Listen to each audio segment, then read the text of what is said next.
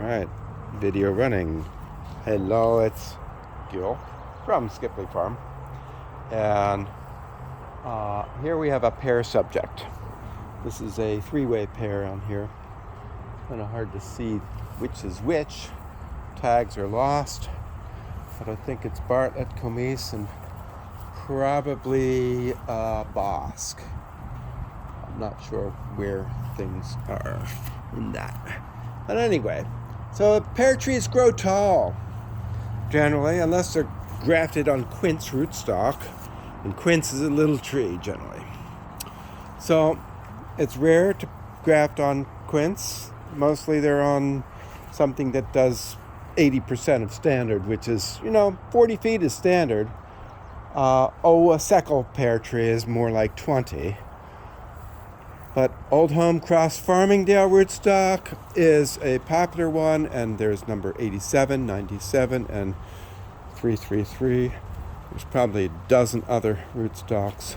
Anyway, this is a pear subject. And there are buds coming out, and that's going to be the Bartlett. That's the earliest. And here are two. I'm going to say that is the Comise. That's not pushing much. Well, there are some buds here. Okay, it's just doesn't have many flowers. Here's some pear anthracnose right there. If you can see that dead tissue. The back side is still growing, so it's still feeding the flowers and allowing growth here at the end. In this climate, we live with anthracnose. It affects in the fall typically, with rain and wetness and not shutting down in November, and the fungus moves in on the young bark and old bark as well.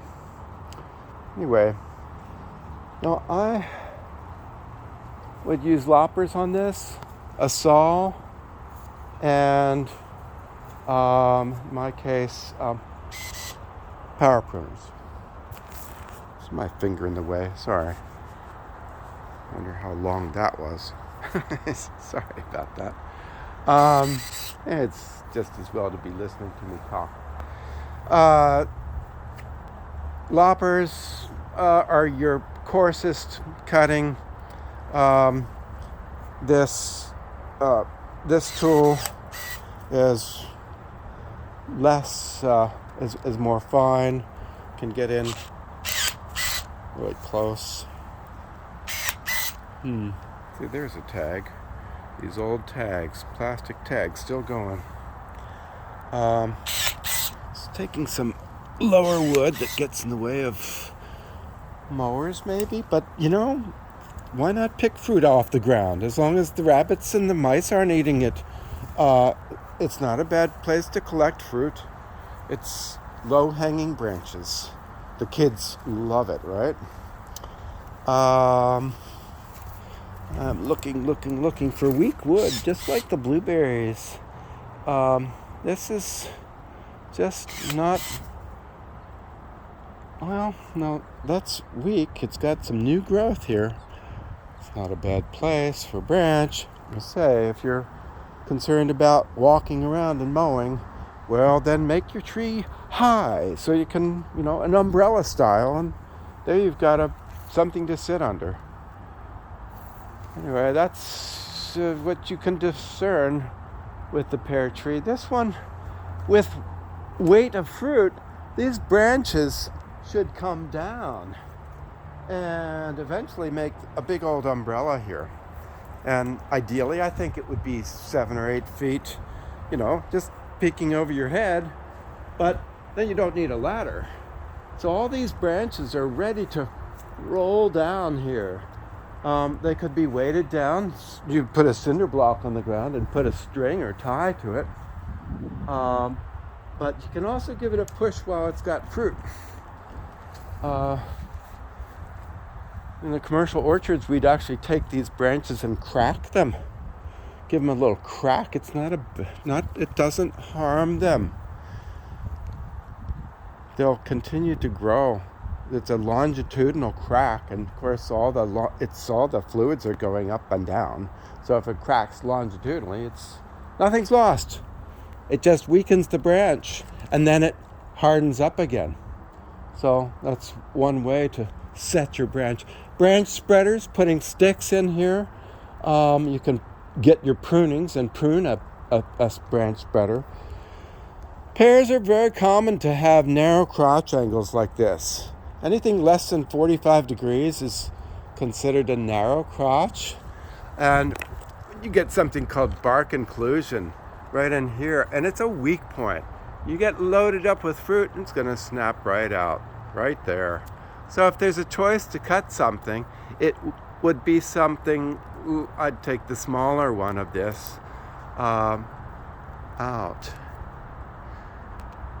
Now, if you didn't want them splitting apart, you could do something called maypoling and put a pole right up the middle with a bunch of strings tied at the top. It looks like a maypole. And now you can tie up all your branches and keep the tree from falling apart.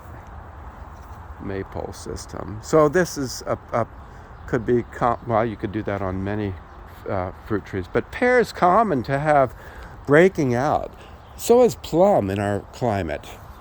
Narrow crotch angles are ubiquitously cracking out. So watch your under 45 degrees, and that is, but I think this is strong enough, and these are vertical enough. And sure, you could put a tie between these when they're loaded with 20 pounds of fruit. Pears are heavy feeders. I'm going to dump a bunch of chicken manure on this. March, April, May, get it rained in. And as are peaches, everything likes to be fed. If we're eating it and taking nutrients out of the soil, then put something back. So, all right, I'm not going to touch this too much. I'm going to look for again the oldest spurs, the spuriest oldest spurs. These things are not that old. That spur looks like it's about 3-4 years old. And these will go to like 15 or 20 years. So they've got a long way to go. They're not particularly large buds. But there's a nice set of blooms coming. Anyway, all right, that's the pear tree. It's Skipley Farm. This is not my garden. But yeah, Skipley Farm, signing out.